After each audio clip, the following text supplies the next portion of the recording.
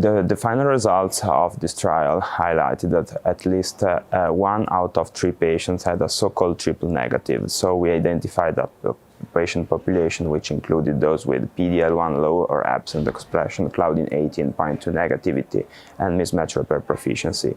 This subgroup of patients is not eligible for targeted agents such as PD-1 inhibitors or claudin 18.2 inhibitors.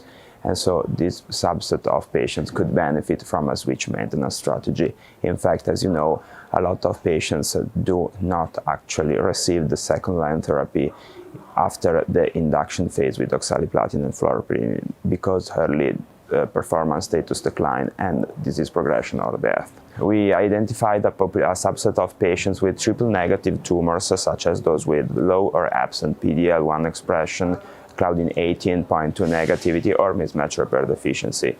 These patients could not benefit from PD-1 or claudin 18.2 inhibitors, and so they may benefit from a switch maintenance strategy. In fact, as you know, even in clinical trials, only about 40% of patients are eligible for second-line therapy due to early disease progression, symptomatic disease progression, or death. And so anticipating an early second-line introduction could allow to stabilize the benefits of first-line induction chemotherapy.